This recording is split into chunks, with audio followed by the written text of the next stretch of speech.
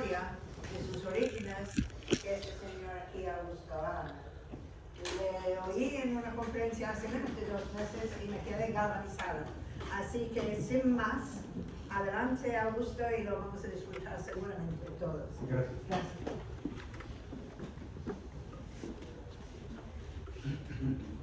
Bueno,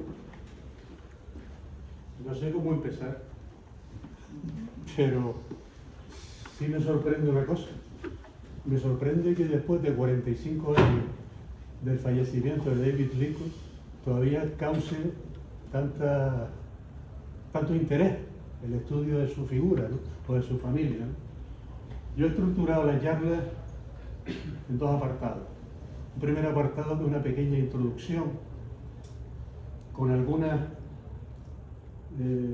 reflexión, y una segunda parte que es la historia de la familia Lincoln, o parte de la historia de la familia Lincoln. He intentado sintetizarla en 1 hora y créanme que es francamente muy difícil, porque es una familia con tanta intensidad y con tanto interés que es muy complicado resumirla en 1 hora. Pero bueno, aún así lo hemos intentado.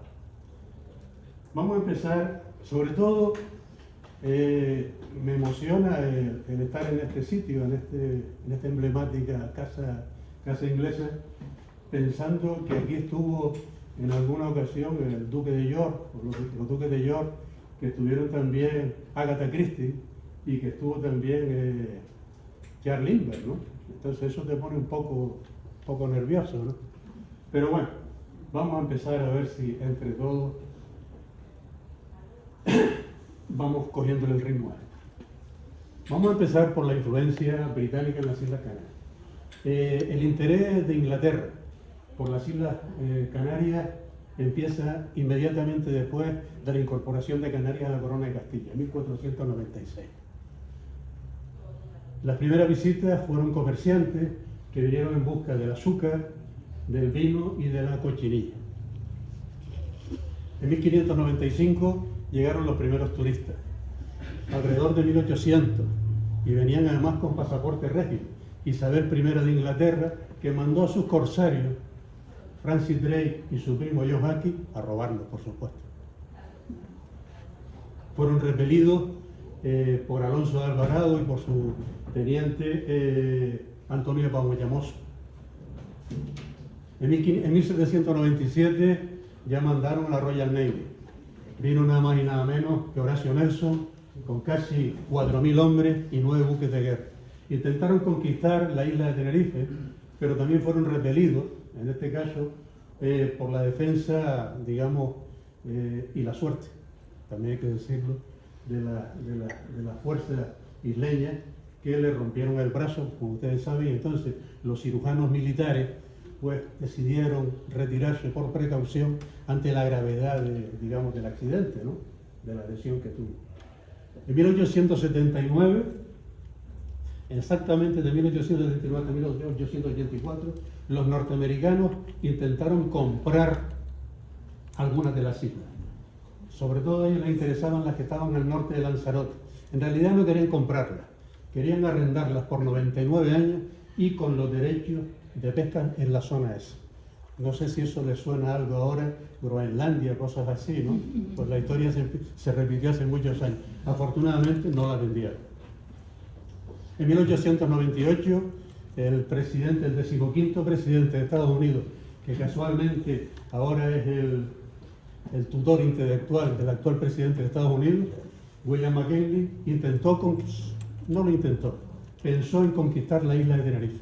¿Y por qué? Porque estábamos en plena guerra hispano-norteamericana por Cuba, y los norteamericanos sopesaron la posibilidad de dividir las fuerzas españolas atacando una isla canaria. El interés inglés en aquel momento en las Islas Canarias era tan fuerte que por presiones diplomáticas convencieron a sus amigos los norteamericanos de que no era una buena idea. En realidad lo que ellos querían era que los norteamericanos no se asentaran en esta zona y fuese por ellos una competencia económica, ¿no? En 1941 ya se pensó seriamente en conquistar la isla, en invadirla, concretamente Gran Canaria.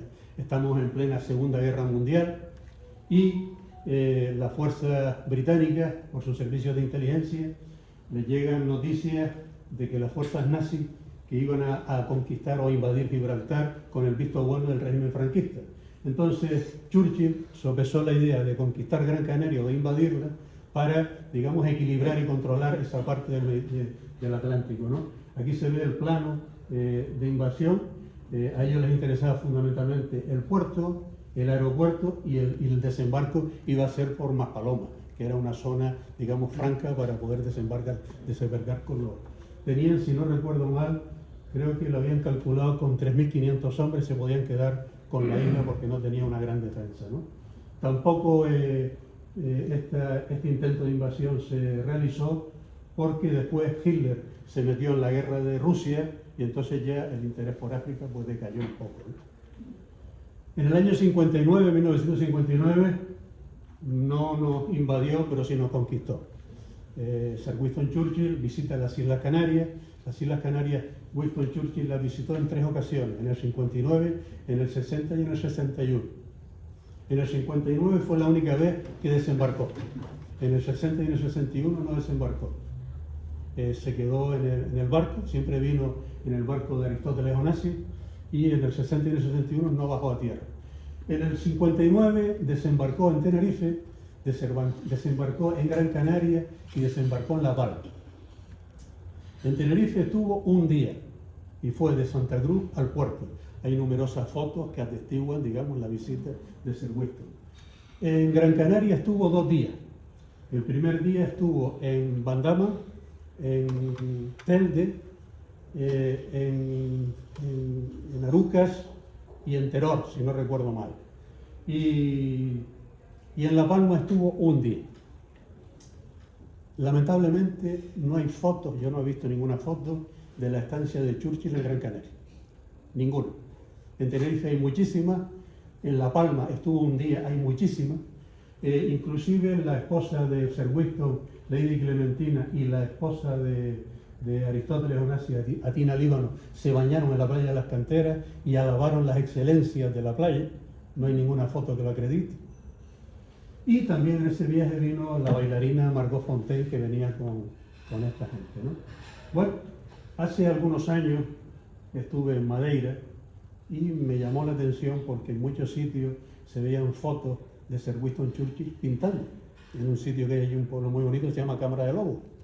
Yo francamente pensé que este señor iba allí, como hay una gran influencia de turismo inglés, yo pensé que él veraneaba allí todos los años. Pero un día me puse a investigar y resulta que no era del todo cierto. Vamos a ver. Estamos recién salidos de la Segunda Guerra Mundial, 1950. La familia Blandy tiene un buen hotel en propiedad, que es el Hotel Rey, y entonces les interesa, digamos, publicitar su negocio. Y qué más y menos que invitar a Sir Winston Churchill, que había perdido las elecciones, ¿no? Y entonces en el año 50 lo invitan a él y a su esposa. Lo invitan 15 días a permanecer en Madeira. Él estuvo en Madeira un día. Al segundo día se tuvo que ir por motivos oficiales. Su esposa se quedó los 15 días.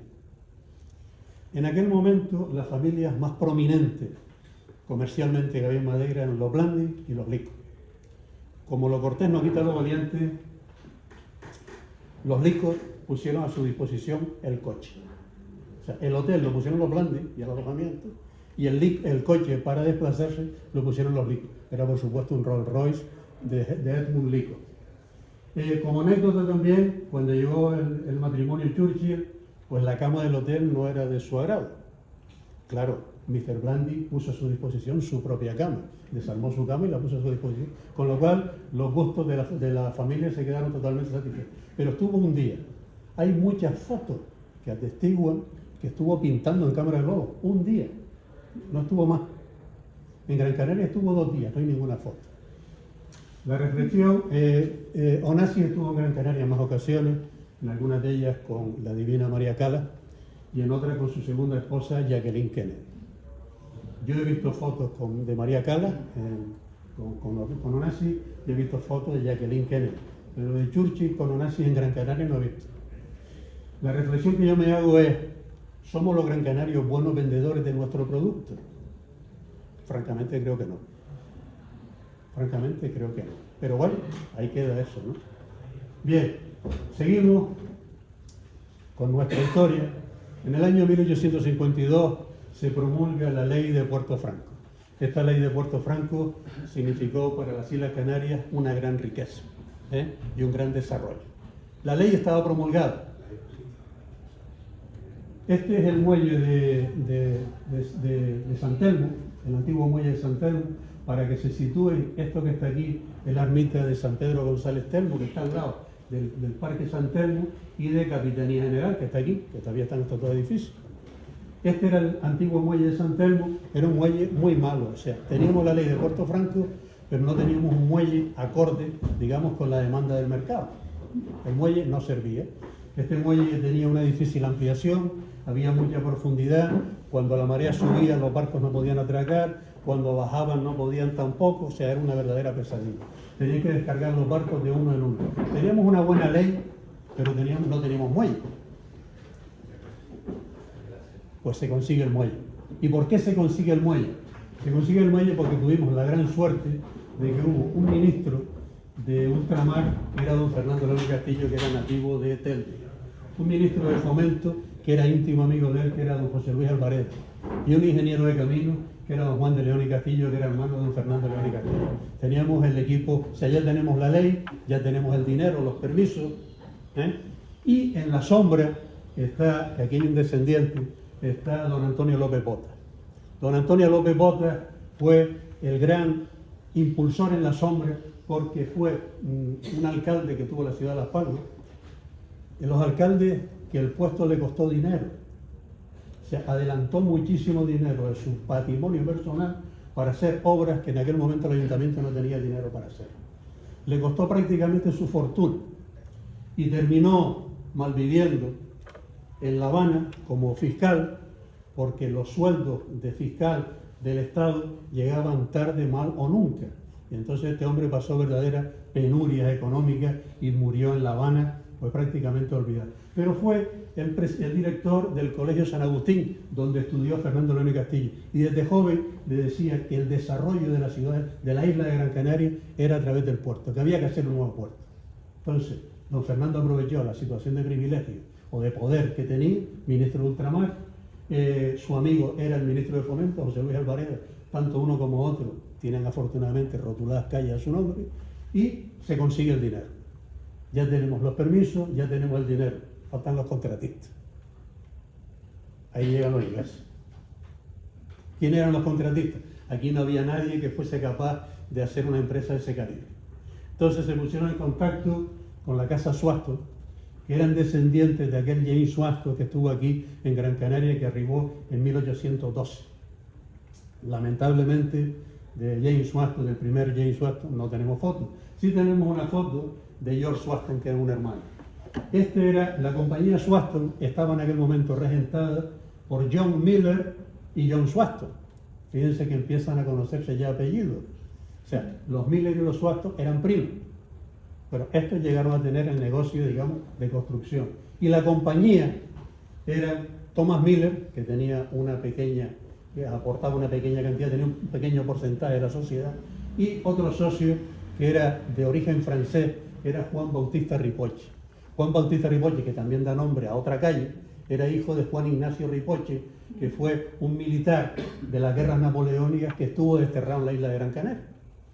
¿Se dan cuenta cómo se van lanzando? Al final este hombre, cuando purga su condena, por llamarlo de alguna manera, pues ve que aquí tiene posibilidad de desarrollo económico, vuelve, se establece, se casa con una señora de Telde, tiene un hijo que es Juan Bautista Ripoche, y este Juan Bautista Ripoche, pues bueno, hace fortuna. Es un hombre de confianza de la Casa Swaston y forma sociedad con los Swaston para ser la constructora del muelle. O sea, se confluyeron, primero la ley de Puerto Franco, después los políticos que consiguieron el dinero y después los constructores que hicieron la obra. La única foto que he podido conseguir de los Ripoche es un descendiente de Juan Bautista Ripoche, que era un miembro destacado del Museo Canario, que fue Diego Ripoche Torrent. O sea, que hay bastantes trabajos publicados por él, ¿no? Esta compañía, que era nueva, trajeron su maquinaria, trajeron sus buzos, trajeron sus ingenieros, o sea, trajeron su tecnología y gracias a ellos se hizo el puerto, ¿no? Por supuesto, a la entrada se quedaron las casas inglesas con los mejores sitios. Entrando al puerto, tenemos a la derecha la casa de los escoceses Miller. Thomas Miller, que era un hombre muy prominente y con bastante poder económico en aquel momento, ¿no? Y a la parte izquierda, la casa Elder, del rey sin corona de África Occidental, Sir Alfred Louis Young, un personaje interesantísimo desde el punto de vista empresarial. Un hombre hecho a sí mismo, que empezó trabajando prácticamente como administrativo, que llegó a ser gerente de la empresa, que empezó comprando un barco, tuvo una visión comercial terrible, porque cuando vio que los barcos de vapor iban a desplazar a los barcos de vela, pues vendió los 4 barcos de vela y se hipotecó para comprarlos. O sea, un hombre, un gran negociante, digamos, sin sentimientos, también hay que decirlo, porque ya veremos después cuando se asocia con los licos, ¿no? y con los blandis. Bien, era un hombre interesantísimo, que también Las Palmas lo ha retulado honrándole con una calle, ¿no? Bien, esto es una imagen ya de los 2 puertos que llegó a tener Las Palmas, el puerto del refugio de los Nubes de Las Palmas. Afortunadamente aquí tenemos un amigo que es un especialista, el amigo Pancho, que no sé dónde está por ahí, que es especialista en la historia del puerto y es el que me alumbra con muchas de estas cosas, ¿no? Aquí se ve la Rada, ¿no? Esta es la playa de las Escarabaneras, esto es el puerto el muelle de San Telmo, este es el muelle de Santa Catalina, y esto que está aquí es el istmo, ¿no? ¿Lo ven? Afortunadamente en aquella época no había nada.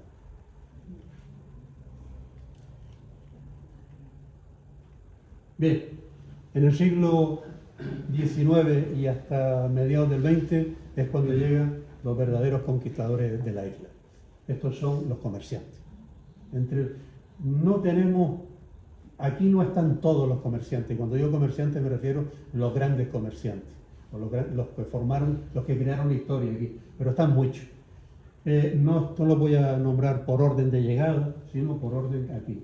Aquí tenemos a Alfred Louis Young, debajo tenemos a John Milner Lisco, aquí tenemos Henry Watson Osipov, este que está aquí, es un inglés de origen ruso, un hombre interesantísimo. Estaba establecido en Tenerife, aunque tenía intereses en Tenerife y en Gran Canaria, pero fundamentalmente en Tenerife. David John Lisco, aquí tenemos a George Swaston, este es Mr. Hamilton, este es Edward Cecil Baker, un empresario de origen de Madeira. Este que tenemos aquí, Carlos Mauricio Blandi, que fue un destacado miembro de la Sociedad Gran Canaria. Esta que está aquí es la familia Miller. Estos son los 2 primeros hijos, los hijos del primer matrimonio de Thomas Miller, los Miller Vasconcelos. Y este que está aquí es un Miller Wilson, que es Thomas Miller Wilson, que era del segundo matrimonio. Este que está aquí es Mr. Ray, que fue un importante empresario en la isla de Tenerife. Charles Douglas Fenoulet, gerente de la casa Pfeiffer. Este es Mr. Pircher, el famoso Mr. Pircher, que fue aquí un gran hacendado tomatero, fundamentalmente, que después también creo que fue uno de los fundadores de Pasito Blanco, desde el punto de vista empresarial. Este que está aquí, Richard y Pat Blandy. Este que está aquí, Thomas Pfeiffer. Este que está aquí es Anthony Harris, que se estableció en el noroeste de la isla de Gran Canaria. Primero vino aquí como gerente de la Casa Lico y después se estableció por su cuenta y creó su propia empresa, y una empresa que le fue muy bien. Y aquí, por justicia, puse solamente lo que puedo encontrar de ellos, que es la familia Yegua. Esta familia fue también interesantísima porque tenían barcos y tenían negocios fruteros, pero no hay fotos de ninguno de los miembros de la familia. He adquirido un libro que todavía no me ha llegado, que es Los 100 primeros años de la Casa Yegua, pero no me ha llegado y no sé si en ese libro podremos encontrar alguna foto, por lo menos que le dé imagen a estos pioneros, ¿no? Pero sería de justicia. Aquí hay otros más. Están los Houston, están los White, están los Collogan y un montón de familias más, pero de todos no he tenido la oportunidad de encontrar fotos, ¿no? No por eso quiere decir que sean menos importantes, ¿no? Esta vez se me hace caso y a veces no. ¿Cuáles eran sus negocios? Sus negocios eran variados. Tenían negocios de ultramarinos, negocios de tejidos, negocios de varaderos, negocios de banca, negocios de suministro de buques, negocios turísticos, negocios de abonos, de semillas, de carboneo, de agua. Lo controlaban prácticamente todo lo que generaba dinero, lo controlaban las familias inglesas. En cuanto a sus negocios automovilísticos, pues prácticamente me atrevería a decir que el 80% del agua de los pozos de Gran Canaria, o de Gran Canaria y Tenerife, eran motores ingleses. Ruston, Tangi, Lister, muy pocos eran de origen alemán, muy pocos, yo no he visto muchos, hay una gran mayoría de motores de origen inglés. Los coches, los famosos coches de hora, eran casi todos de la marca Daimler, había algunos Reo, pero eran norteamericanos. Los Leyland, los camiones, Leyland, Sedo, BMC, todos eran ingleses. Las motos, Norton, BCA, Triumph, Ariel, o sea, marcas y marcas y marcas controladas todas por ellos. Y en cuanto a los coches, lo mismo, el Sandvik, el Hillman, el Morris, el Austin, el Ross, el Land Rover, y así 10, 15, 20. Estaban en manos inglesas. Por un lado estaba Blandy Brothers y compañía, por otro lado estaba Juan Domínguez Guedes, que también tenía bastantes marcas, después estaba, el que yo recuerde, ¿no? Después estaban Hijos de Diego Betancourt, que eran los distribuidores en aquella época de Rolls, y después también estaba, y creo que también de Sedo. Sedo también lo controlaba la familia de... No, eso era Hernández Hermano. Hernández Hermano no, González Suárez. Eran los que controlaban la casa Sedo. Y también tenían la distribución de los motores Studebaker. Yo de chiquillo me acuerdo de ir a González Suárez a ver los motores y me llamaba mucho la atención. Bien, prácticamente aquí se ven algunos camiones, estos son camiones Audi con restos de tomate. O sea, prácticamente la mayor parte de la maquinaria, yo creo que de las mejores flotas que habían aquí, ya que estamos cerca, las mejores flotas de camiones, que eran prácticamente todos ingleses, eran los de Hijos de Diego Betancourt, que era toda una flota de camiones ingleses, todo, absolutamente, maravilloso. Sus exportaciones, pues tenían cochinilla, horchilla, barrilla, papa, pepino, vino, azúcar, cebollino, rosas, flores, plátanos, tomate, fresas, tabaco, todo lo que era exportable lo controlaban las firmas inglesas, prácticamente todo. Era tan importante el movimiento que había aquí que había un muelle en Londres destinado exclusivamente a recibir los productos que iban de las Islas Canarias, los muelles canarios. Dimos nombre a un muelle que todavía, el muelle existe, ya no como muelle, ahora eso lo revitalizó Margaret Thatcher cuando estuvo en el gobierno, pues revitalizó esa zona que estaba un poco olvidada y entonces hoy es una zona de cierto lujo, ¿no? Y todo se vendía en el Covent Garden. Si nosotros tuvimos en una ocasión que Betty organizó aquí una jornada de hablar con unos tomateros del sur, que había Peñate, no me acuerdo si era Peñate.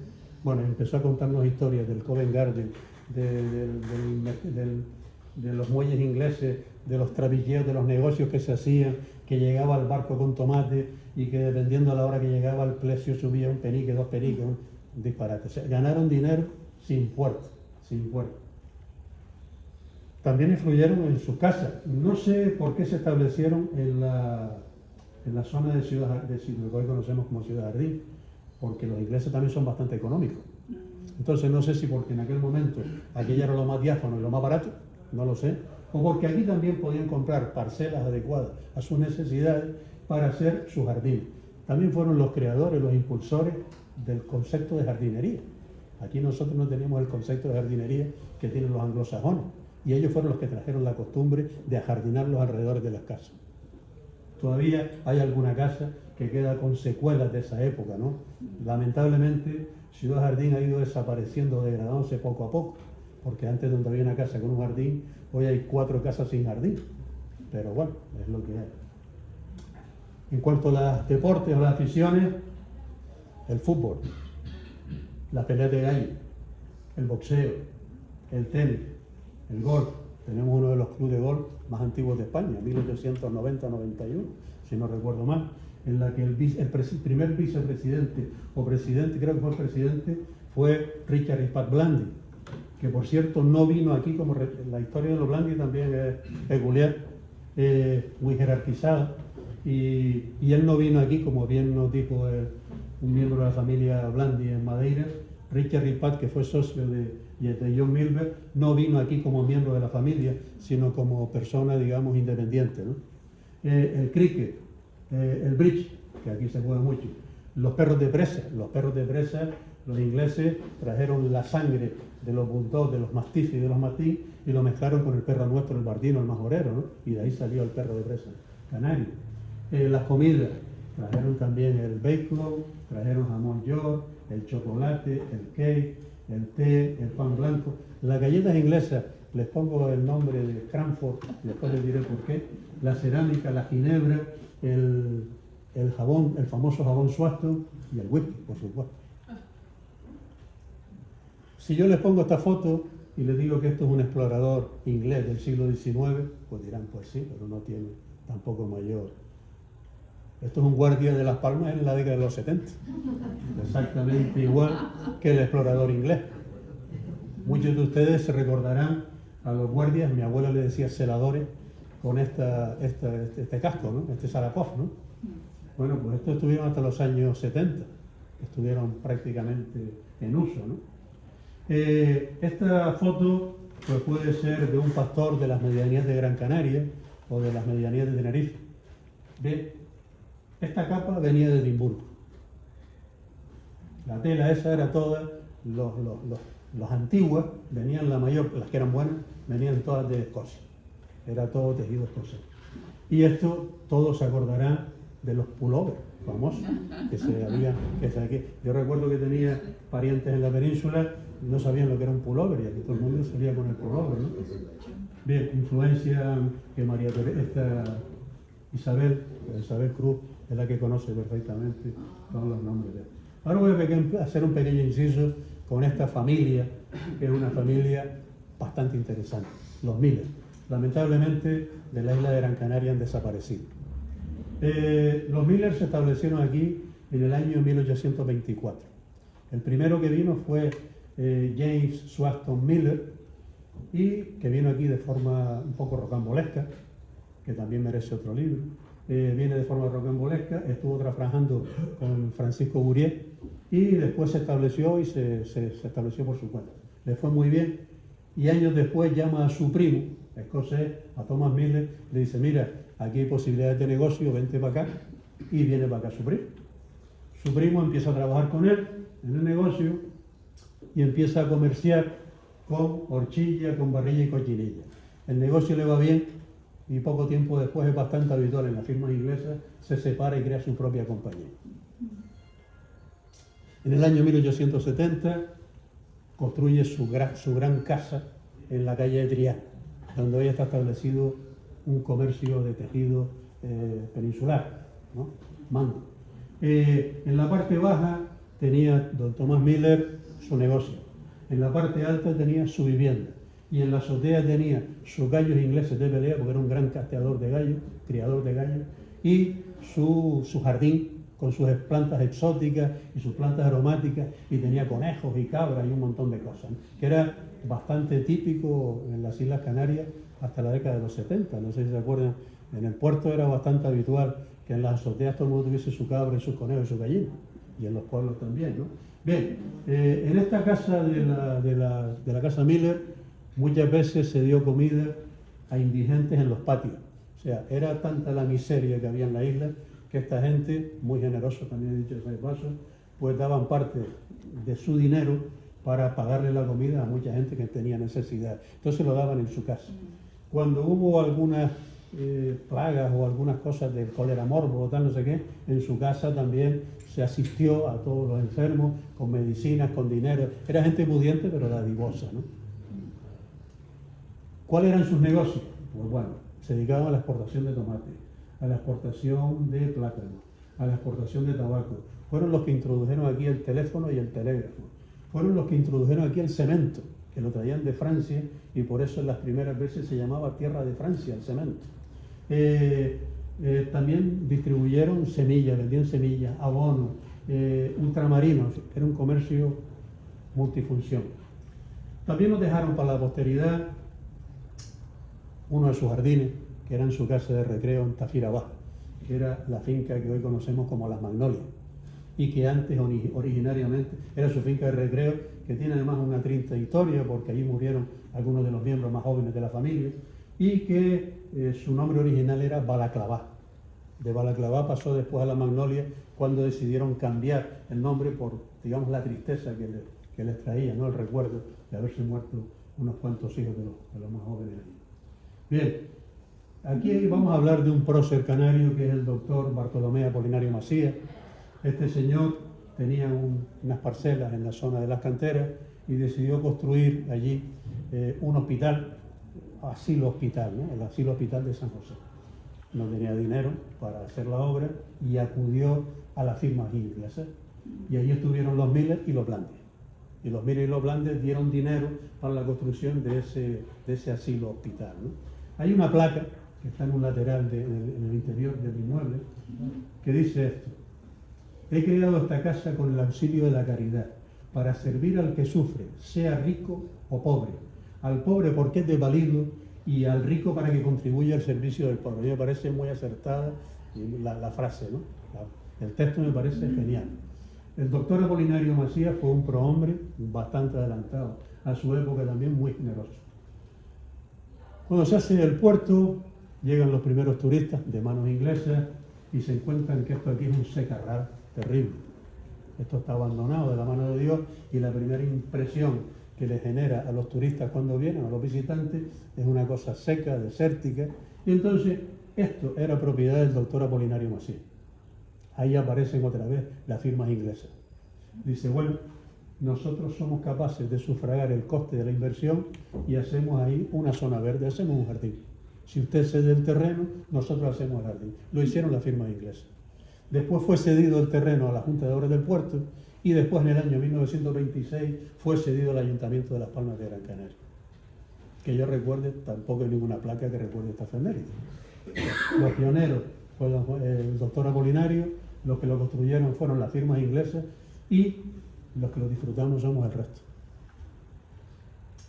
En el año 1954, el otro día prácticamente, se rueda una de las películas con más fama, más renombre que se ha rodado en la isla de Gran Canaria, Moby Dick. Por supuesto, ¿dónde se iba a hacer el cachalote? Nunca me acuerdo si es un cachalote o una ballena. Pero bueno, ¿dónde se iba a hacer? En los talleres de la Casa Miller. Con Mr. Joly al frente fue el que diseñó la construcción del vallenato este o del cachalote. Y aquí se ve al actor Gregory Peck y detrás está el director John Huston. Eran los dos grandes aficionados al boxeo y entonces en el Teatro Circo Cuyá se hizo un combate de boxeo en la que sirvieron de asistente a los boxeadores, ¿no? Los boxeadores eran trabajadores de la empresa cinematográfica, no era gente de aquí. Aquí no. Recuerdo que una vez don Diego Cambrelé en una entrevista dice que los mejores boxeadores que habían aquí eran los betuneros que estaban en el Parque Santa Catalina. No sé si algunos recuerdan a los betuneros del Parque Santa Catalina. Yo recuerdo vagamente, era un hombrón grande que había allí, que era grande, que tenía pinta de boxeador. Y él cuando me dijo, cuando lo escuché yo, que eran los grandes boxeadores, pues, digo, coño, pues yo conocí a uno de esos, ¿no? Bien, aparte de todo lo que hizo la familia Miller, en el año 2016 hay una comunidad educativa que decide sustituir o eliminar el nombre del instituto, que era Instituto de Enseñanza Secundaria Thomas Miller, porque argumenta que es una familia poco conocida. Fíjense todo lo que hicieron. Se le quita el nombre al instituto, se le quita, por votación, se le quita. Y yo me pregunto, ¿los canarios o los gran canarios somos olvidadizos o somos ingratos? Esta es la segunda reflexión, ¿no? Vamos a centrarnos ahora con los Lico. Este es David John Lico. Aquí hay gente que lo conoció y que lo trató. Este es el famoso Mr. Lico y este es su padre, John Milber Lico. Lo vamos a llamar los Licos de Gran Canaria. Hay un libro de la familia Blandy, que yo creo que tiene muy buen nombre, que son los Blandy de Madeira. Falta aquí los Blandy de Gran Canaria. Vamos a ver si un día le metemos mano a eso de los blandis de Gran Canaria, porque se lo merecen, ¿no?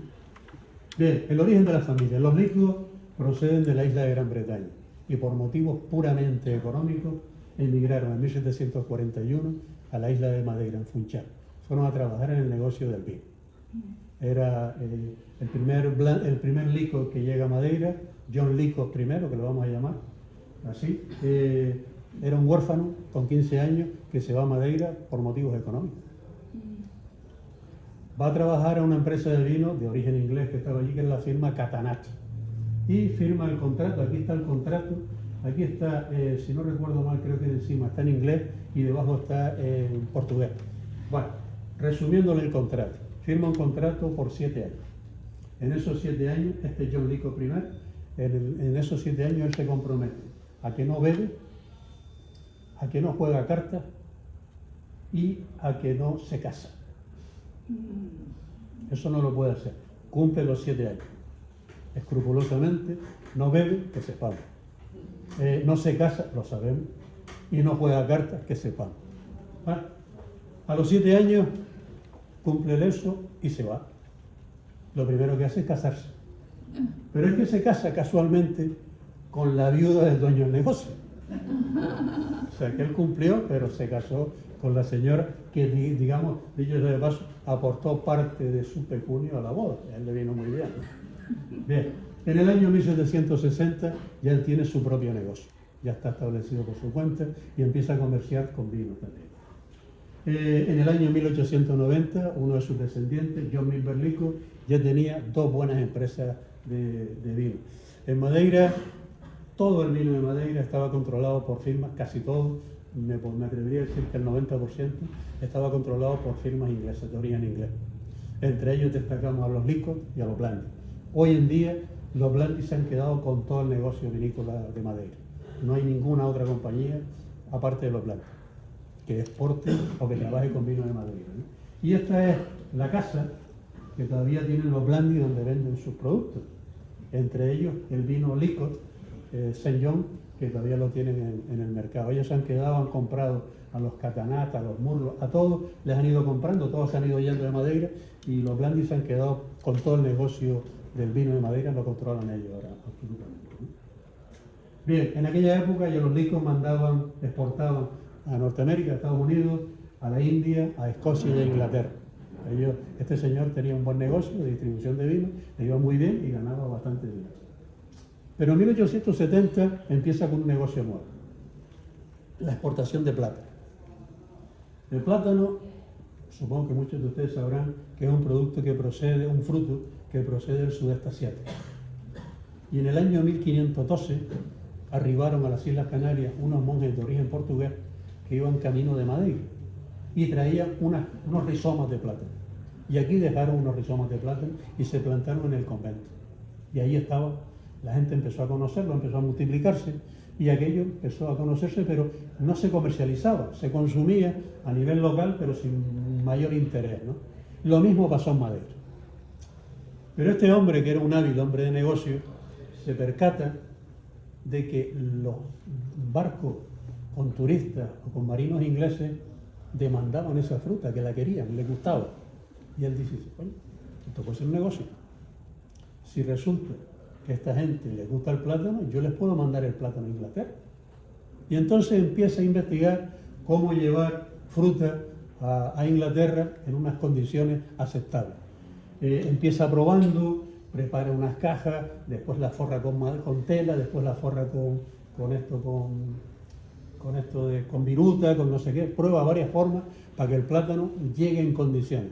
Ustedes saben que hoy esto está muy mecanizado, muy automatizado. En aquella época era bastante complicado que el plátano llegase en un estado aceptable, me refiero comestible, ¿no?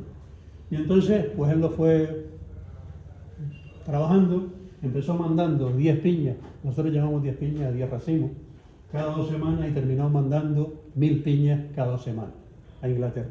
Y amasó una fortuna considerable. Desde Madeira, 1870. En 1887 él empieza a comerciar también con vino es cuando ellos tienen problemas de filoxera de la Virgen Madeira, y empiezan a comerciar con Malvasía de Lanzarote. Ellos actuaban de meros intermediarios, compraban el vino en Lanzarote y después lo distribuían en Inglaterra, ¿no? Y se llevaban un porcentaje, una comisión por ello. Meros intermediarios. Pero por esa fecha le llegan noticias de que el precio de la fruta en destino, en Reino Unido, bajaba, había bajado su precio. Y pregunta, ¿y por qué? Dice, no, es que está llegando plátano de las Islas Canarias. Plátano de las Islas Canarias. Me están haciendo competencia. ¿Quién le estaba haciendo competencia? Alfred Louis Jones. ¿Qué fue lo que hizo? Este vio que era un espabilado también. Él tenía un negocio de barco y entonces mandó un espía a Madeira a ver cómo era aquello del cultivo, del embalaje, del no sé qué, del no sé cuánto, y empezó a hacerlo aquí. Empezó a hablar con agricultores locales, porque aquí había plátano, pero no se comercializaba. Entonces, bueno, esto puede ser un gran negocio. Entonces empezó también a enviar plátano a Inglaterra. Y entonces eso fue el motivo por el que el precio del plátano bajó. Y claro, Lico, que era un hombre empresario, viene a Gran Canaria. Dice, vamos a ver qué es lo que pasa con el plátano de Las Palmas, a ver qué pasa con eso. Él había negociado con Lanzarote, pero ahora ya era una lucha económica, ¿no? Esto me recuerda cuando yo hablé por primera vez con la hija de David Lico, la única que sobrevive, Marta, que tiene 85, o sea, 86 años. Cuando yo hablé con ella, digo, mire, tal, que estoy preparando un libro sobre tu padre, tal, no sé cuánto, no sé qué, tal. Un día me llama, me atendió muy bien, y un día me llama y me dice, mira, que vamos para allá, tal día. Me quedé sorprendido, ¿no? Y cuando viene, digo, Marta, ¿y por qué viniste? Dice, yo quiero conocer los que quieren escribir sobre mi padre. El abuelo se enteró del negocio, salió el abuelo. Ella quería enterarse de primera mano quién iba a escribir sobre su padre. Ella tenía que conocerlo. Yo no le voy a dar información a nadie sin conocer. Y bien, pues el abuelo hizo lo mismo. El abuelo se plantó en Las Palmas en 1890 a ver quién le estaba haciendo competencia. Desde que llega se da cuenta de que aquí las condiciones de cultivo son muy buenas, son superiores a las de Madeira. Él era especialista en vino, especialista en azúcar y especialista en plátanos, pero se da cuenta enseguida de que Gran Canaria ofrecía unas condiciones de negocio que Madeira no tenía, sobre todo orográficas, ¿no? Los intereses de la familia Licot en la isla de Gran Canaria están en Las Palmas de Gran Canaria, en San Lorenzo, que ustedes saben que fue un municipio independiente hasta el año 36, en Gáldar, en Guía, en Adeje, en Moya y en la Aldea. No hemos encontrado ningún otro municipio donde la familia Lico tuviese intereses económicos o comerciales, ¿no? En 1896 ya él empieza a exportar plátanos desde Gran Canaria. Con destino, él se fue estableciendo poco a poco. Él en Madeira tenía un gran negocio, pero él se dio cuenta de que aquí podía multiplicar el negocio por 2. Entonces dejó a su cuñado al frente de los negocios en Madeira y él se fue viniendo cada vez más a Las Palmas y se fue radicando. Era un hombre rico y eso le permitió comprar muchas propiedades aquí con unas condiciones ventajosas para él, ¿no? En el año 1897 toman el control de la compañía Pfeiffer. La compañía Pfeiffer, el fundador de la compañía Pfeiffer fue Thomas Pfeiffer. Este señor era un distribuidor de té en Londres. Y entonces se vino a Canarias con su esposa que tenía tuberculosis, a ver si sanaba, y él se dio cuenta aquí del negocio de plátano y dice, bueno, esto puede ser interesante. Y entonces empezó a mandar plátano de aquí.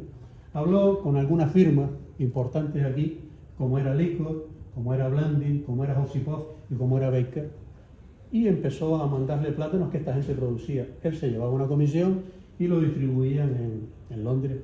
Él se asoció con unos hermanos, que eran los hermanos Hudson, que tenían una cadena de supermercados, y compraba la fruta aquí, la mandaba a la península, a Inglaterra, y la distribuían en esos supermercados.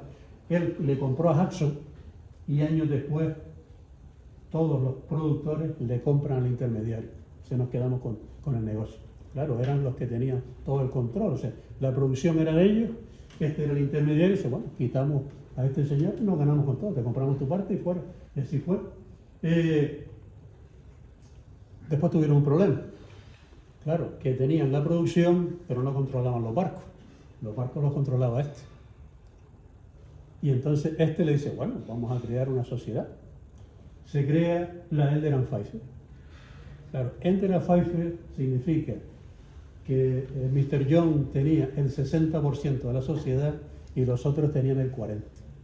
Complicado, complicado. Porque este era un hombre muy poderoso, como les dije antes, sin sentimientos, y entonces el empresario grande se comió a los 4 empresarios chicos. Se quedó con eso.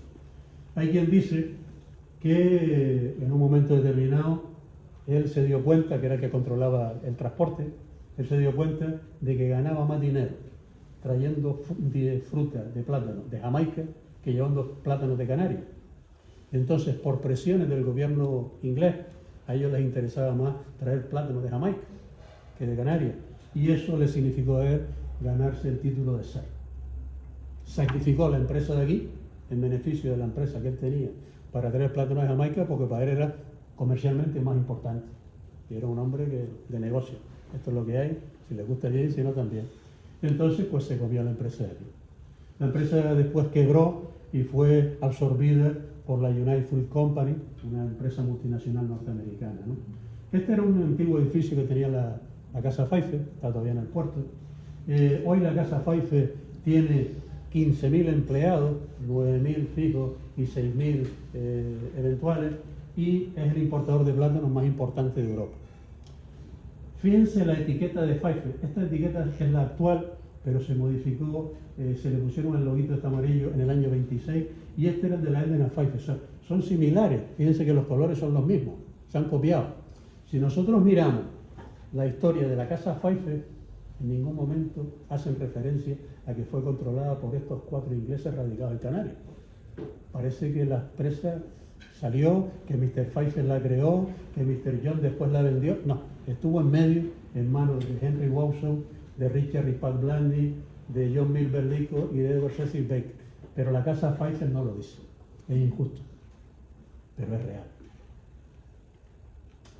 En 1902, John Milber Lico le compra a la familia Bregal 2 parte del cortijo de Guanarteme, que es donde está hoy el minigolf que está al lado del hospital Don Juan Negrín, y que llegaba, esa finca llegaba desde allí hasta lo que es Las Arenas.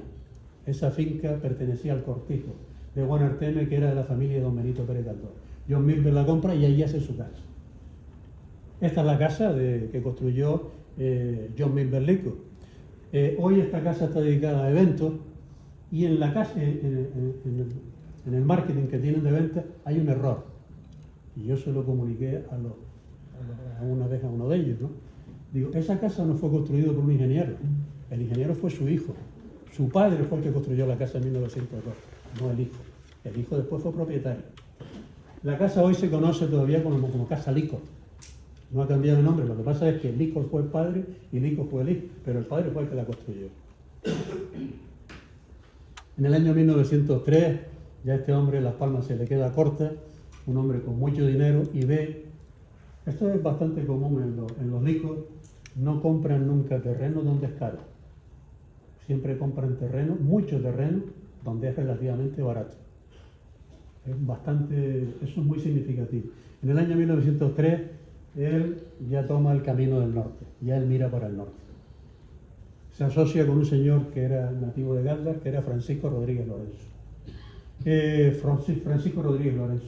Este era un hombre de Galdar, con cierto poder económico, y crean una empresa que es la Licot and Lorenzo, y se dedican a representar aerogeneradores de origen norteamericano, motores ingleses, los Crossley, al alumbramiento de agua. O sea, lo hacen en sociedad entre los dos. Este señor Francisco Rodríguez Lorenzo vivió en esta casa de Galdar. Esta casa hoy es un hotel, el Hotel Agaldar, ha pasado por varias manos, el Hotel Agaldar. Antes de eso, la construyó, esta casa de Galdar, del año 1850, y la construyó un señor que se apellidaba Reina de apellido.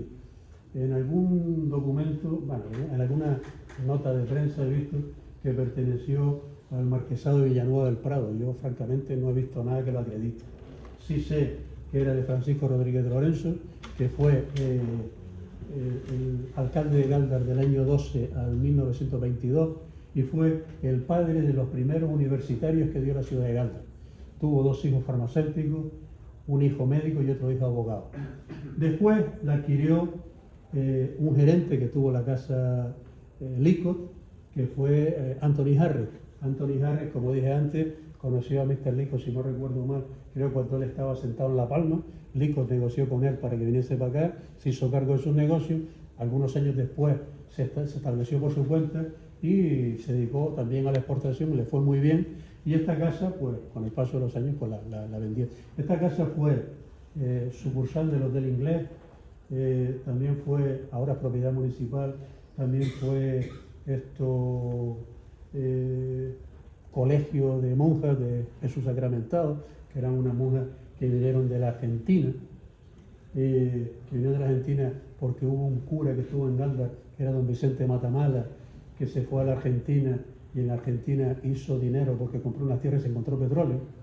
Después fue el que vino por acá, trajo a esa congregación religiosa y fue también el que construyó la escuela pública de Gáldar, la construyó de su bolsillo, ¿no? Don Vicente Matamala, que era el cura. Y Mr. Harris, que estuvo viviendo también en esa casa con su familia, y yo conocí, recuerdo, ver aquí a Mr. Harris y a sus hijos, a Carlos y a Guillermo. Por ahí hay una nieta de Mr. Harris que lo podrá corroborar, porque esta casa de aquí era de donde vivían mis abuelos. Y entonces yo por las tardes me sentaba aquí, recuerdo ver, donde ellos aquí tenían la oficina, y estaba Carlos y Guillermo, que eran los hijos de Mr. Harris, con un coche, un Austin 7, y yo me acuerdo de estar con ellos ahí de chiquillo, ¿no? en esa zona, ¿no? Hoy es un hotel que lo ha restaurado el Ayuntamiento de Gáldar y está bastante bien. Bien, en el año 1903 se compra la primera finca en el norte de Gran Canaria, en el noroeste. Es la finca del Agujero de Gáldar. Esta finca se la compra casualmente a un antepasado mío, un tío bisabuelo mío, que se llamaba Antonio Saavedra Hernández. Y esta fue una compra que hizo la familia Licos, que se la hizo a este Antonio y a su socio Francisco Rodríguez Lorenzo. Ahí queda eso. En el año 1908 le compra al Ayuntamiento de Gáldar en subasta 15 hectáreas primero y después 125 hectáreas en la zona de Caleta, la mejor zona de cultivo que hay en la isla de Gran Canaria, con diferencia. Pero compraron esto cuando eran ariales y hoy es una zona muy productiva, con una gran riqueza, probablemente la mejor zona frutera que hay en la isla de Gran Canaria también.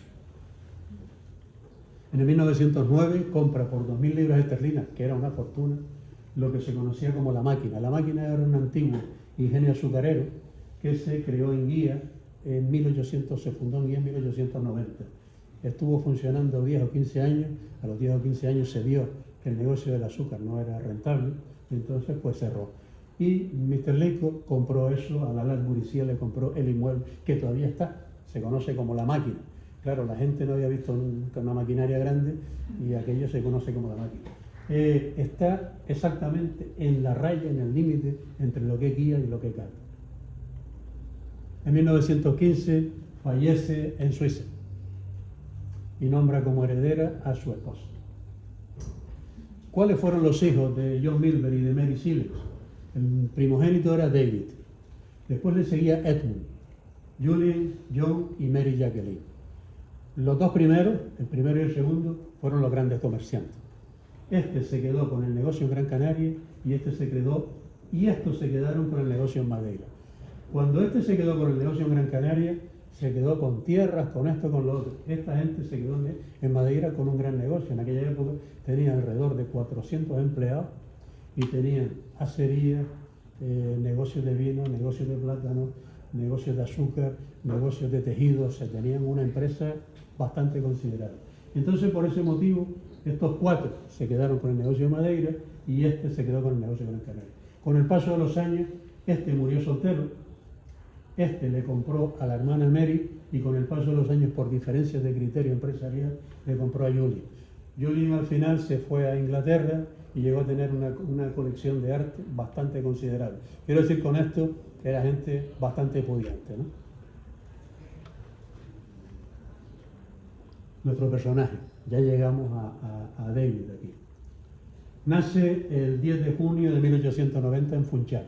Aquí se ve con su hermano, con el mejor que se llevó de la familia, su hermano Edmund, que era el segundo de a bordo, ¿no? Él nació en Funchal en el año 1898, su padre ya está establecido en Gran Canaria y se viene toda la familia a vivir a Gran Canaria, a la casa de San Lorenzo, que hoy pertenece a Las Palmas, ¿no? Al lado del hospital Don Juan Negrín, ¿no? Ahí está viviendo hasta los 12 años que se va interno a Inglaterra.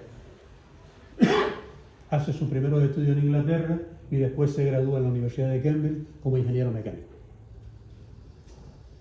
Allí, de las universidades inglesas, la de Cambridge en aquel momento era la más rojilla de todas.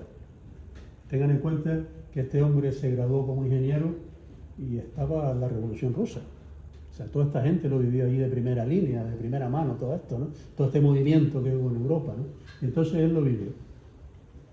En el año, no sabemos, del 10 al 13, más o menos, en un evento en el Royal Albert Hall, conoció a su primera esposa, que era Jessie Schell. Jessie Schell era una mujer, una londinense, culta, de una familia bien. Su padre era ingeniero y su hermano era arquitecto, muy culta, aficionada a las artes, aficionada a la pintura, aficionada al teatro, que introduce a David en el círculo de Bloomsbury, que era un círculo de intelectuales de la época, donde destacaban, entre otros, Bertrand Russell, Virginia Woolf y otros, ¿no? En el año 1914 se casa.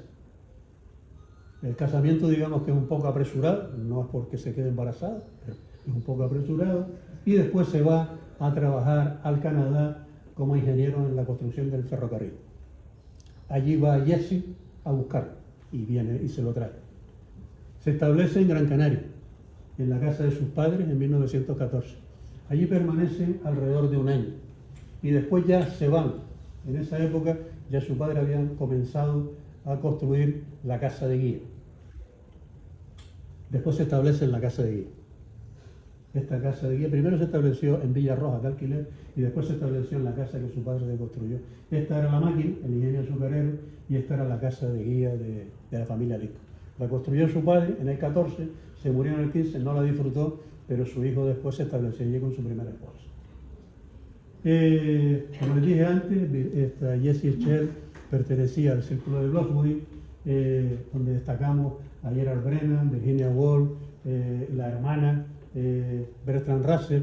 Otro de los visitantes frecuentes de la casa era Francisco González Martín, que fue un periodista conocido aquí como el apóstol del árbol, y fue también el que influyó en Lico para que ajardinara y hermoseara los alrededores de la fábrica, y plantó en el año 34 los ficus nítida que están plantados en el jardín todavía, que sobreviven de milagro, pero sobreviven. Están plantados en el año 34. Dentro de poco cumplirán pues, el primer centenario y están de aquella manera, ¿no? David y Jessie Schell tienen 4 hijos. La primera se llama Elizabeth, la segunda Philip, el tercero Úrsula y el cuarto Richard. Yo los he querido nombrar como les llamaban los canarios aquí. A Elizabeth la llamaban Lisipita.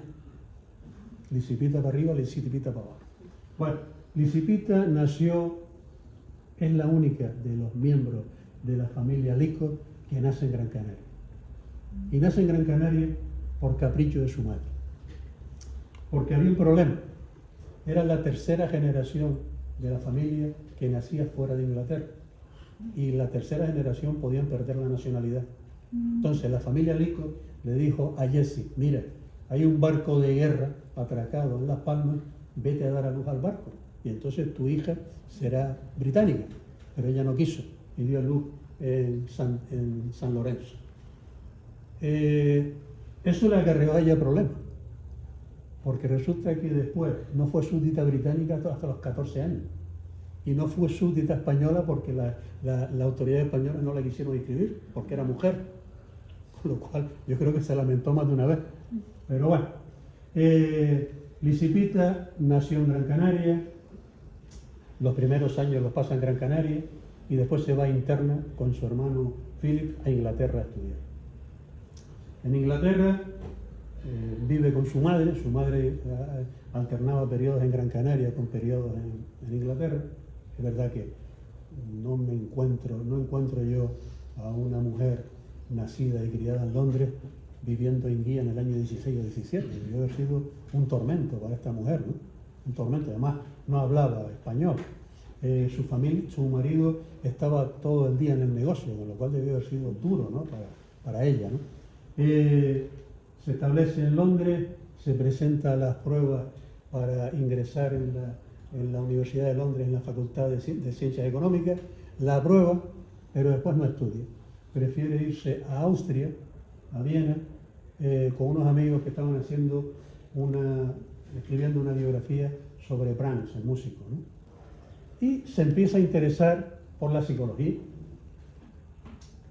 Y claro, se busca de profesora a Anne Freud, la hija de Sigmund Freud. Aquí ya empezamos a tocar otras teclas, ¿no? Se especializa en psicología, después se va a Estados Unidos, estudia en la Universidad de Pensilvania y se gradúa como trabajadora social.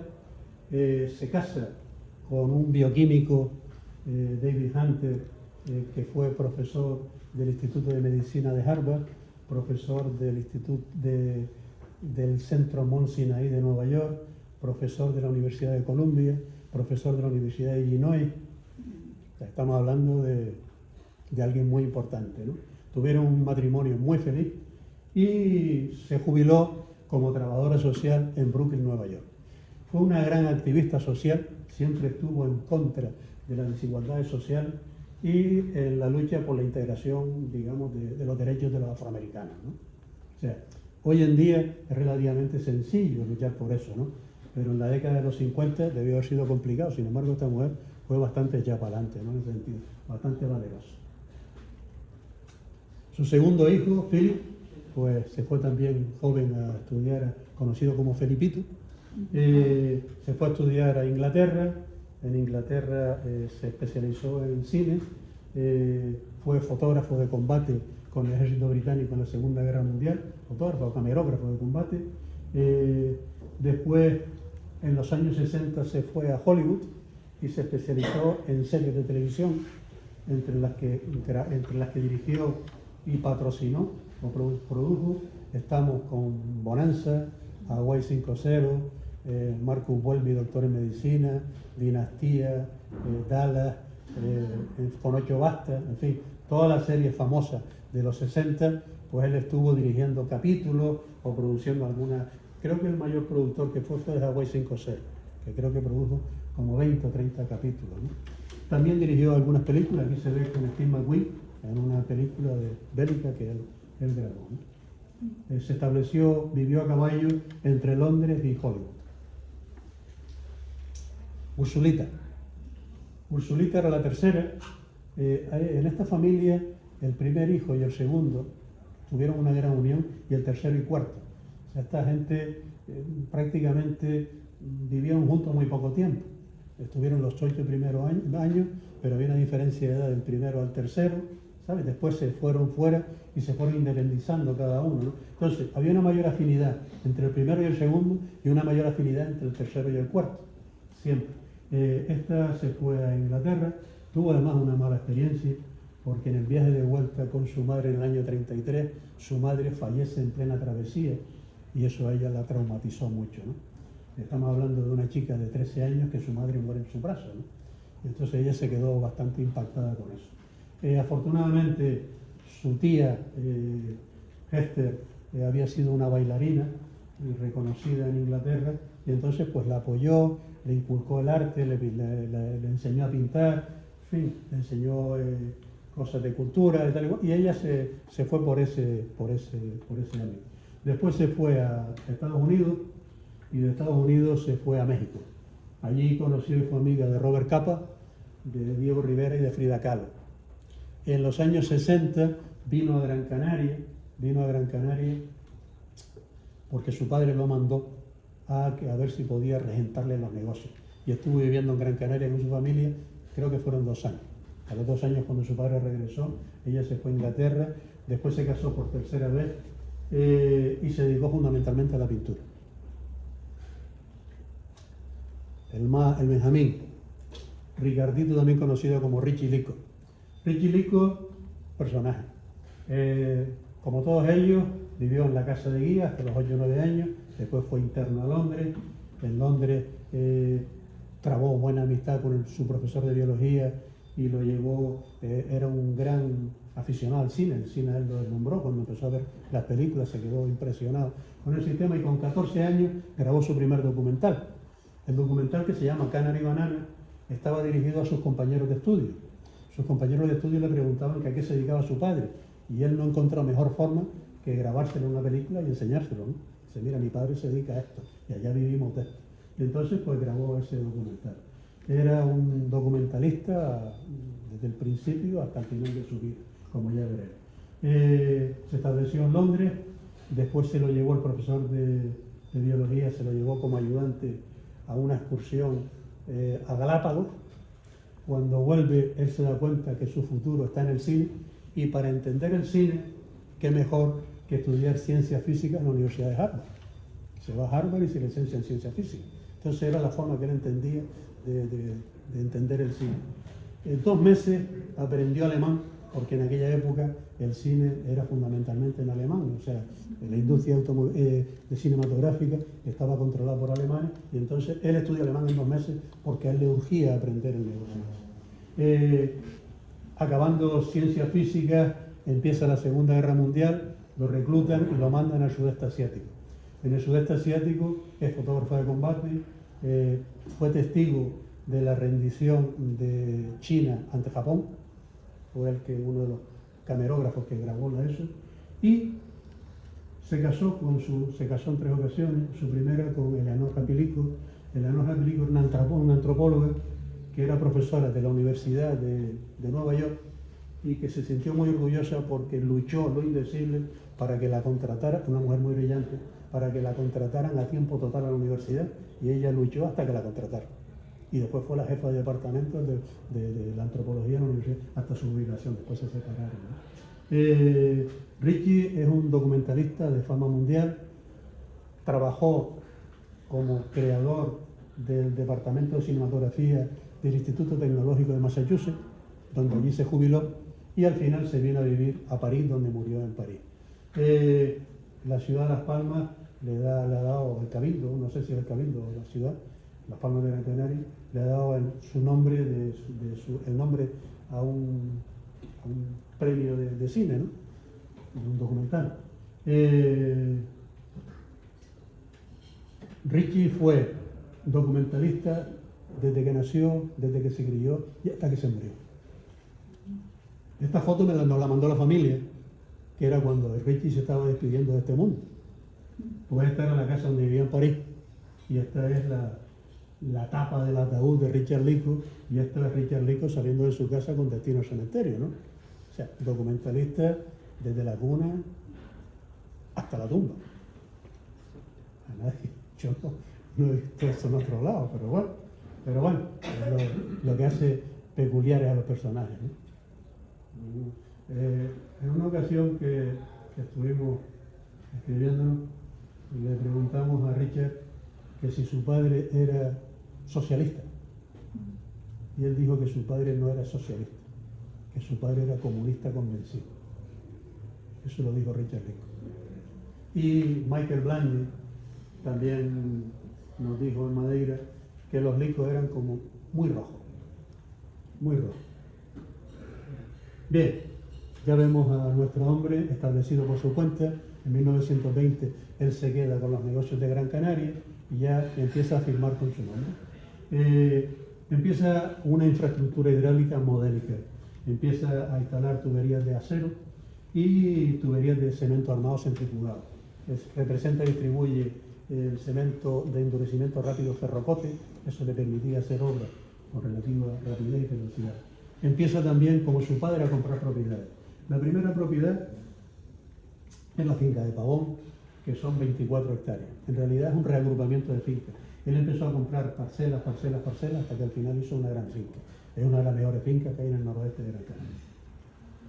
Esta es la finca de Pavón, en una vista de avión en los años 60. Esto es un mar verde de platanera, ¿no? Esta que está aquí es la finca de Pavón, y esta finca aquí, esta aquí, era de su gran amigo José Sansón.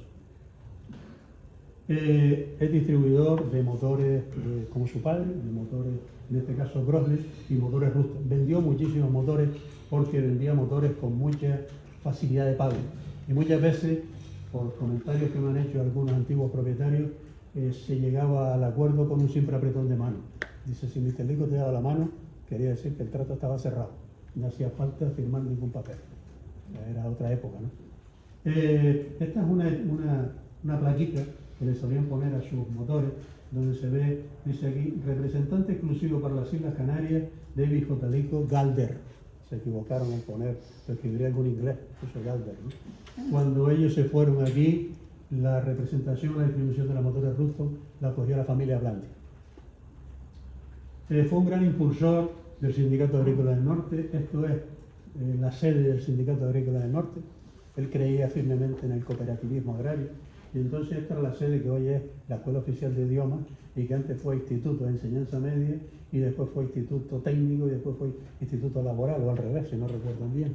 Este es el edificio que ahora es propiedad municipal, se le vendió después al Ayuntamiento de Guía, y hoy es la Escuela Oficial de Idiomas, que fue la sede del Sindicato Agrícola del Norte. En el año 22 asume por sus propios, digamos, pesos la construcción de una presa. Eso estaba al alcance de muy poco. Solamente algunos potentados fueron capaces de hacer presas ellos solos, ¿no? Él fue uno. Hizo la presa del Reguillo de Corralete en Galdar, ¿no? Una capacidad para 290.000 metros cúbicos. Estaba colocada en un sitio donde por gravedad podía regar todas sus propiedades, pero a su vez, con la piedra que extraía, construía los tubos. Estaba todo calculado, ¿no? Esta era la machacadora que tenían en la fábrica de tubos. La fábrica de tubos de Mr. Lico, cuando se hablaba de tubos licos, era sinónimo de calidad. Los tubos licos eran tubos de presión, de conducción de agua, de endurecimiento rápido de cemento, y eran de una gran calidad, irrompibles prácticamente, ¿no? Vendió todo lo que quiso y más, porque era el mejor productor de tubos que había en Gran Canaria. Inclusive llegó a instalar conducciones de tubería en Tenerife. En el año 27 compra su gran finca de Mata Blanca. Estamos hablando de 242 hectáreas, que son lo mismo que 500 fanegadas. Si recordamos el mapa de antes, vemos que esto lo compra el padre y esto lo compra el hijo y esto lo compró el padre. Se quedaron prácticamente con 600 o 700 fanegadas de cultivo, las mejores de la isla de Gran Canaria. Tuvieron la visión de comprar eso muy barato, después lo prepararon e hicieron una zona muy fértil, donde antes era una zona hierba, ¿no? En el año 35 se casa con su segunda esposa, mitad norteamericana, mitad inglesa, Florence Elizabeth. Se casó además de casualidad, porque Florence Elizabeth recaló en la isla de Gran Canaria de paso a Egipto. Iba con su madre a Egipto de de vacaciones, y entonces en el barco conoce a un señor, entabla una conversación, y este señor le dice, pues mira, yo tengo un amigo aquí que tal que me viene a buscar aquí, a ver en el muelle, y resulta que ese amigo era David Lico. Se conocen, se enamoran y se casan. En el año 36 comienza la Guerra Civil Española y se tienen que exiliar. Son detenidos. El cónsul británico en Gran Canaria le dice que para que el gobierno franquista, o los alzados, más que el gobierno franquista, los alzados en el gobierno, dice, mira, para que te traten bien, haz un donativo a la causa. Él eso no lo ve bien, pero ve que no tiene otra solución. Entonces dona a la causa franquista, 5.000 pesetas, que era una fortuna. Pero claro, los alzados ven que allí puede haber manteca. Dice, bueno, ahora le vamos a poner una multa de 25.000 pesetas. Eso ya fue inasumible, y entonces pues tuvo que salir de la isla de Gran Canaria con la ayuda del cónsul de Tenerife, porque se enemistó con el cónsul de Gran Canaria, porque no lo trató bien, él pensó que no lo habían tratado bien, entonces se tuvo que exiliar. Se exiliaron prácticamente con una mano delante y otra mano detrás. Lo dejaron absolutamente todo. El gobierno franquista lo obligó a tener un apoderado español que estaba por encima del apoderado que él tenía, de su hombre de confianza. Con lo cual, la empresa estaba en manos del gobierno, ¿no? Pero bueno, no se atrevieron a una expropiación porque por detrás estaban las presiones del consulado del gobierno británico. Y entonces, pues, el gobierno franquista no se atrevió a más, se quedó ahí en meras sanciones que después fueron retiradas, ¿no? Cuando él se exilia, se va a Londres, no le gusta Inglaterra y después se va a Estados Unidos. Su mujer era media norteamericana, se va a Estados Unidos y ahí tiene él problemas de depresión. Él añora mucho su montaña y entonces él tiene periodos en los que está todo el día acostado, según nos cuenta su hija, en el que está todo el día acostado, no quiere levantarse, no quiere trabajar, no quiere hacer nada, está muy deprimido. Y de ahí el nombre del libro en inglés, que amaba la montaña. Él amaba mucho la montaña, él vivió alrededor de la montaña y añoraba mucho la montaña. Y por ese motivo es el título del libro que se hizo, ¿no? Con Flora Elizabeth tiene una hija, en el año 39, que afortunadamente vive, Marta, conocida en la familia como Martita. Martita hoy vive en Escocia, Martita también, ahora les contaré, también es particular. Martita nació en Pensilvania. De Pensilvania se fue con sus padres después a vivir a Yugoslavia. Después de Yugoslavia se fue a vivir a Suiza. Y después de Suiza se fue a vivir a Inglaterra, donde conoció a su novio y se casó.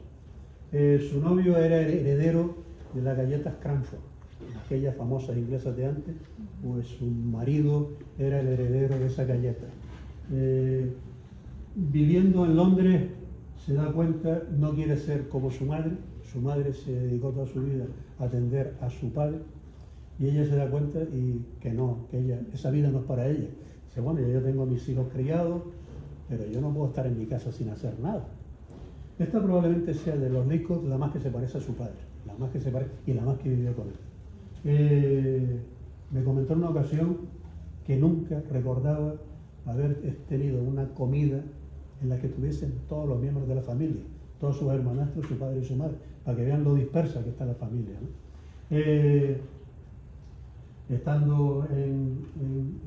Estuvo en Yugoslavia, como dije.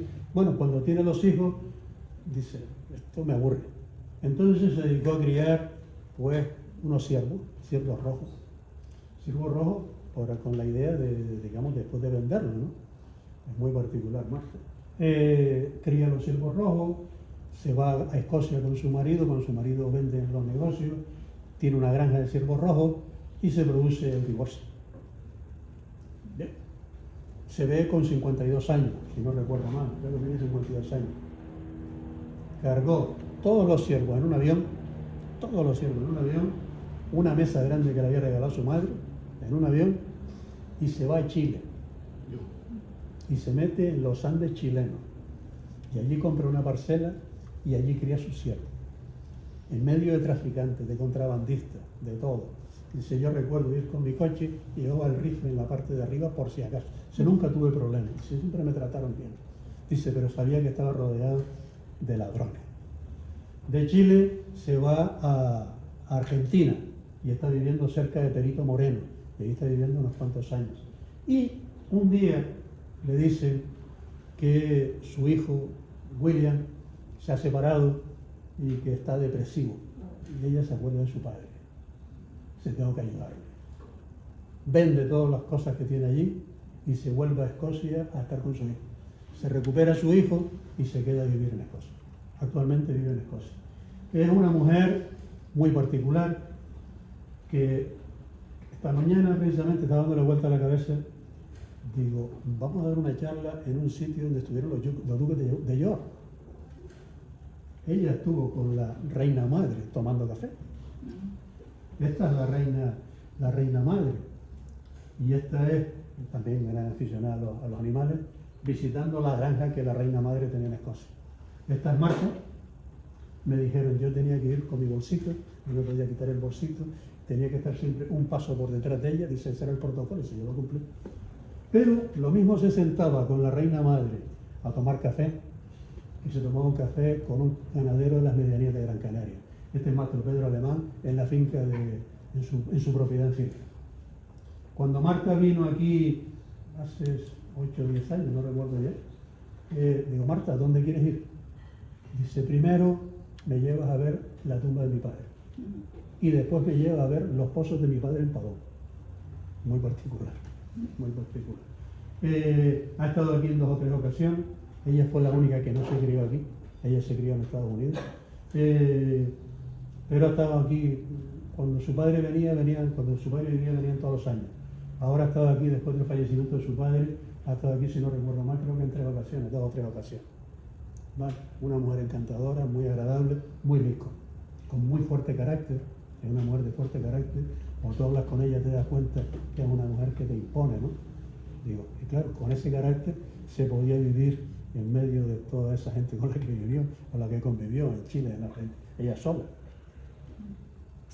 Bien, su padre, cuando sale de la crisis emocional, empieza a trabajar en proyectos de desarrollo industrial para la China, después para Yugoslavia y después para Italia y para Suiza.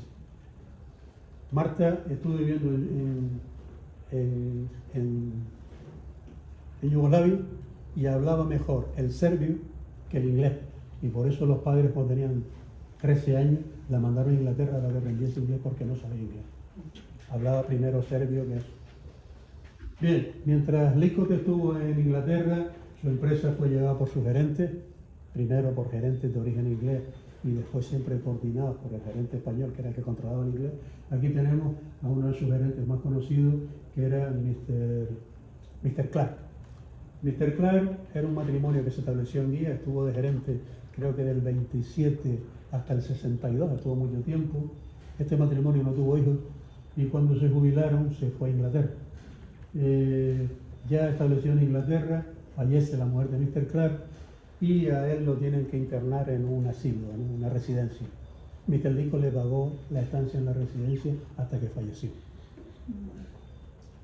En aquella época ya la empresa pues fabricaba tubos, tenía estanques, tenía presas, tenía pozos, tenía taller propio, tenía fábrica de bloques, fábrica de carpintería, flota de camiones, flota de tractores, almacenes, tenía un almacén aquí en Las Palmas y otro almacén en Guía y otro almacén en Galdas. Roturaba tierra. Estos son cultivos de fresa. Fue el introductor aquí del cultivo de la fresa en la década de los 60.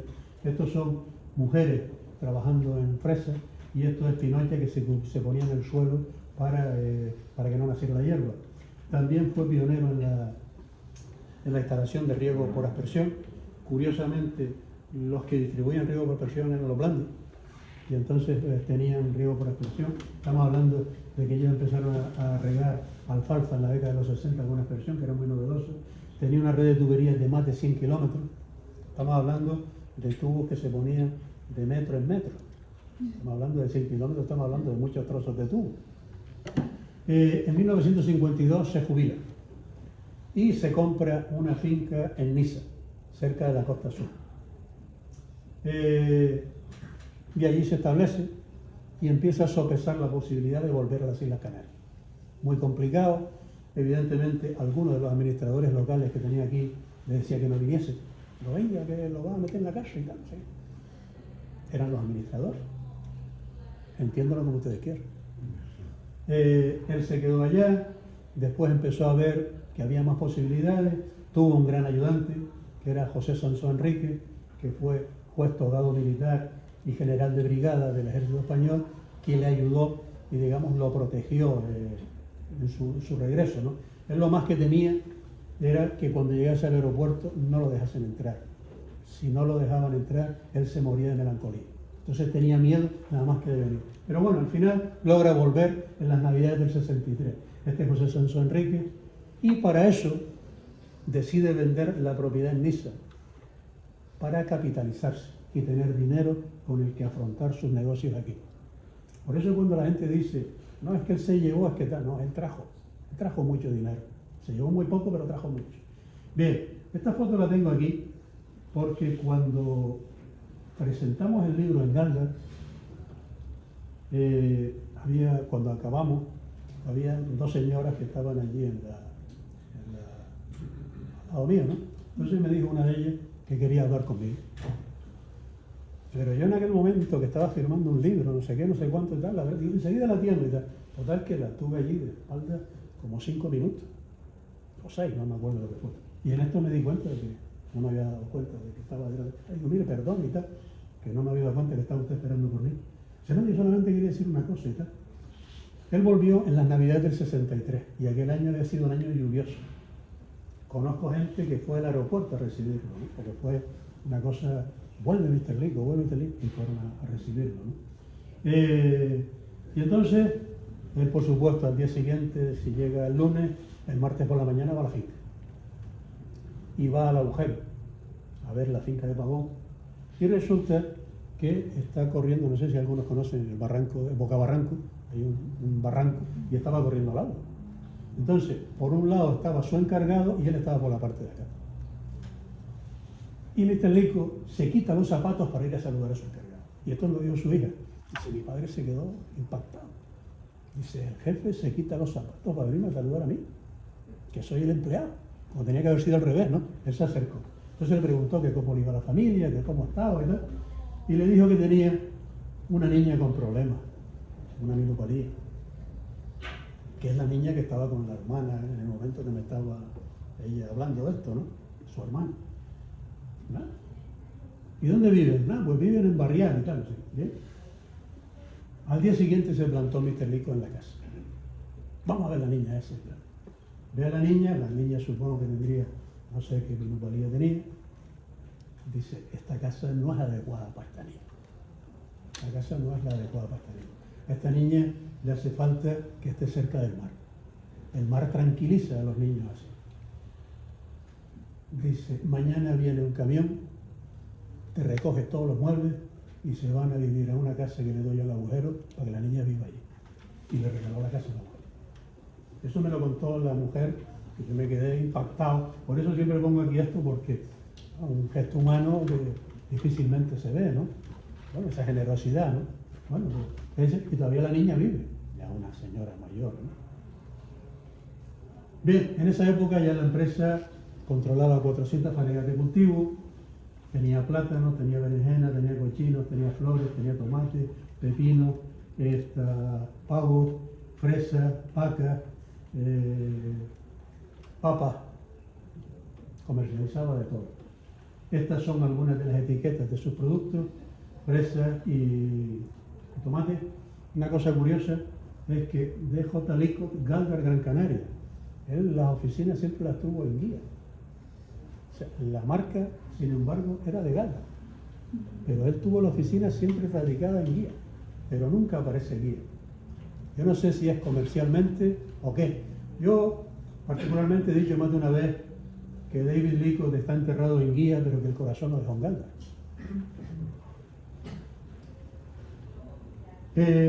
Fue un innovador en los cultivos, en los sistemas de gerencia, fue un pionero en la instalación de riego localizado, modernizaba y automatizaba sus cultivos, y todo ello sin créditos oficiales, porque se le negaban no por ser extranjero, sino por el talante democrático.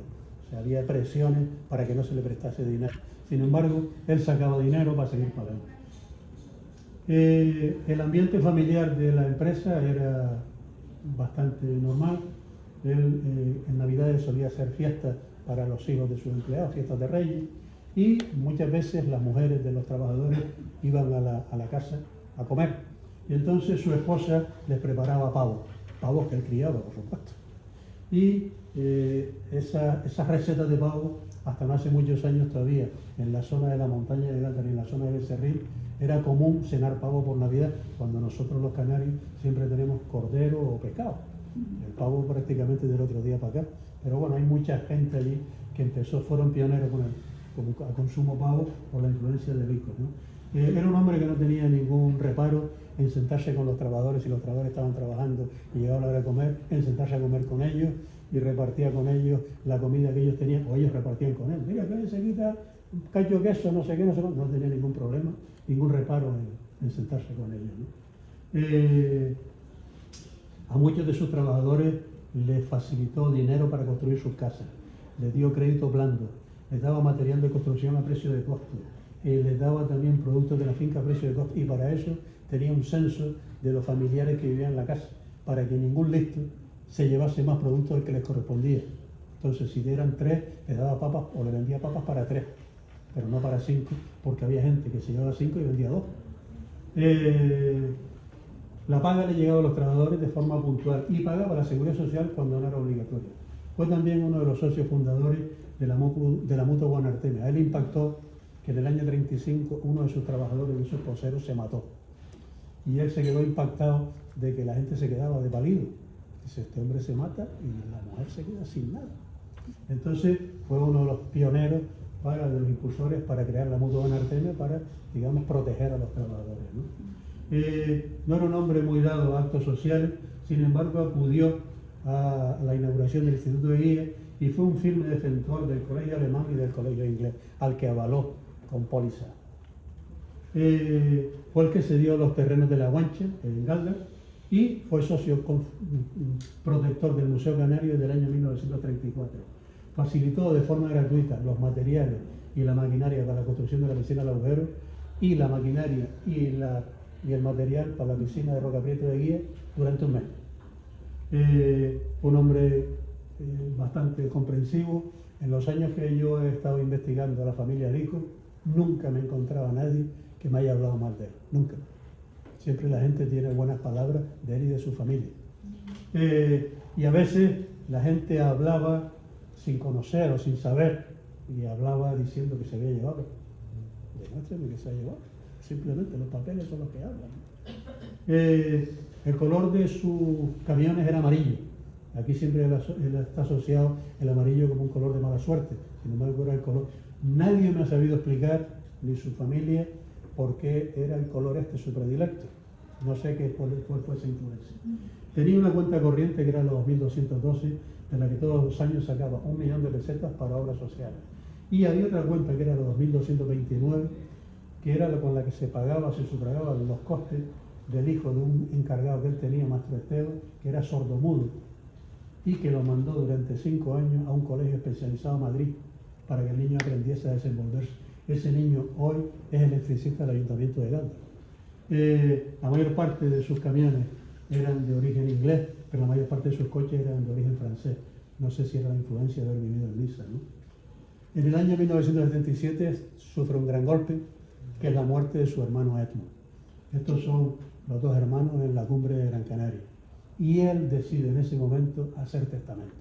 Él ve que la muerte se acerca, su hermano acaba de morir, que era más chico que él. Hay que decir que el hermano Lycos David era un pacifista y su hermano era un belicista. Participó en la Primera Guerra Mundial, en la campaña de la India, fue teniente y fue un firme defensor, digamos, del imperio. David no era tanto, sin embargo, eso no le privó de llevarse siempre muy bien. Cuando él ve que su hermano fallece, él ve que tiene que hacer testamento y lo hace. Lo consulta con sus hijos y pone una serie de condiciones y hace su testamento. En el año 1980 fallece David Lycos en su casa de Guía. Dejó como herencia lo mejor que había hecho en su vida, su finca, disponiendo que estas pasase a su muerte a 11 de sus más allegados trabajadores.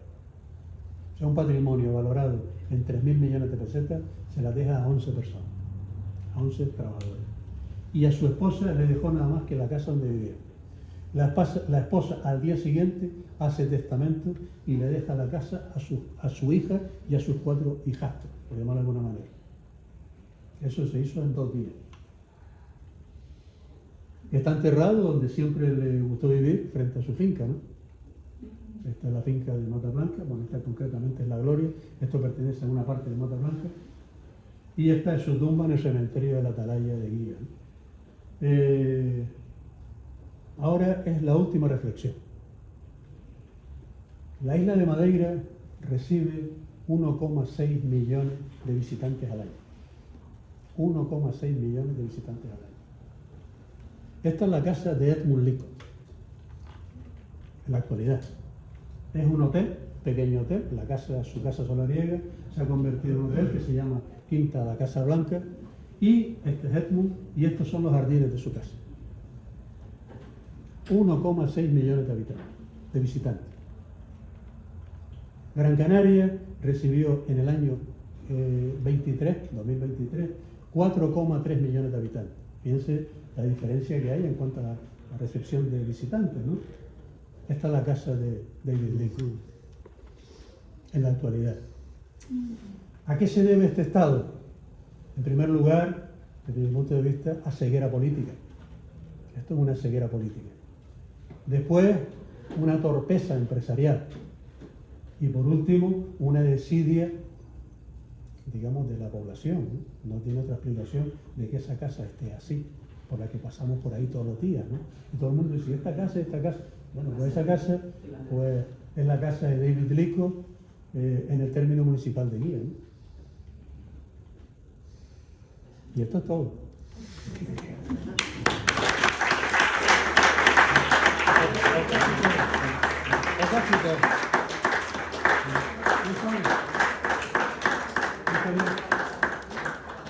Bueno, teníamos una pequeña sorpresa ahí, pero parece que la tecnología no funciona. Sí. Una pregunta. Sí. ¿No dijiste que la casa fue dejado a la mujer y después a los hijos? Esa casa no. Ah, no esa. No. Ahí se fue a los 11 Pero sí, empleados. ¿sale? Sí, entonces la casa de la otra. No, es la pequeña sorpresa que había. No sale. No podemos arreglar. Vamos a ver. Esa casa no, ahí había dos casas. Esa es la casa grande, la casa blanca, y después debajo tenía una casa pequeña que hizo para su encargado, Mr. Clark. Cuando David regresa del exilio de 63, se establece arriba, él vivía abajo, primero arriba, después se va se exilia, vuelve 27 años después y se establece arriba. Pero cuando es mayor, ya no le cuesta trabajo subir las escaleras, se establece en la casa de su antiguo encargado que era abajo. Y esa es la que le deja a su esposa, la de abajo. Pero la grande de quién es ahora. ¿Eh? Esa que usted señora. Déjame acabar. Este es David, en su finca de Matacán. Esta es la pequeña sorpresa que teníamos, ¿no? De los 11 empleados. Ahora les explico. Eso fue 3 años antes de morir.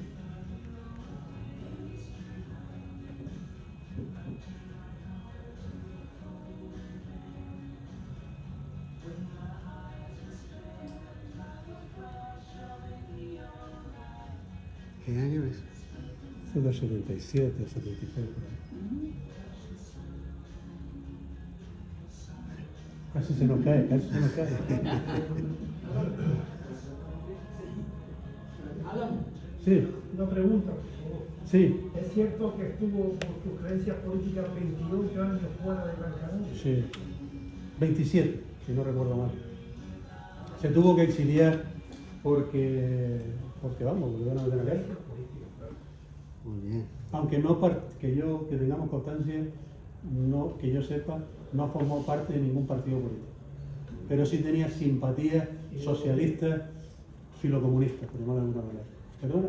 ¿Lo de la casa quedó claro? Sí, pero el heredero de esa casa que está en ruinas ahora fueron los 11 encargados. Sí, lo que pasa es que, vamos a ver, la idea de David era una idea buena, pero ustedes saben que la política, digamos, española, a la hora de los derechos o condiciones patrimoniales, pues es bastante fuerte. Cuando este hombre fallece, los derechos por transmisión patrimonial son 92 millones de pesetas, una fortuna para él, que tenían que afrontar los herederos. Van a un banco, pero claro, tanto los banqueros como los propietarios limítrofes no ven con buenos ojos que 11 trabajadores sean los dueños de la firma. empresa. Eso no está bien. Entonces, los bancos, digamos, que no acceden, digamos, fácilmente a los préstamos. La empresa se queda sin liquidez, eso tuvo 3, 4 años, 5 años, si no recuerdo mal. Aunque yo, después de la muerte de David, no me interesa el estudio. Pero bueno, la finca se declara manifiestamente mejorable y es embargada por el gobierno y se subasta. Y la compra un empresario de eso. Un empresario. Más o menos. Eso es la forma de estar en un litigio, en un pleito por el justiprecio de la propiedad. Pero claro, estamos hablando de que David murió hace 45 años, de que la empresa fue expropiada, creo que fue en el 94. Eso va a eternizarse, eso sí, ¿sabes? Más o menos. Y entonces en ese momento esa casa ruina pertenece al gobierno. No, porque el gobierno eso lo subastó. Lo compró un empresario de la zona. ¿Perdón? ¿Quién? Un empresario de la zona, que falleció hace muy poco tiempo. Y él no hizo nada con eso. No. Bien, ¿no? Perdón, enseguida. Compró las propiedades, la finca las ha mejorado, la finca no mejoró, pero lo que es la máquina y lo que es la casa está totalmente en ruina y abandonado a mano de Dios. Y eso. ¿Y hace cuánto tiempo lo compró? Era el 94. Está licenciado. Sí. Yo quería, la verdad que me he quedado gratamente sorprendido, impresionado de esta conferencia. Yo que una conferencia y sin un papel delante todo lo que se ha pasado. Creo que hay dos partes de la conferencia, porque hay una primera parte donde se hace una exposición de Gran Canaria, de las bandas, todas anterior a la época de Rico. Había una referencia al casamiento, pero eso había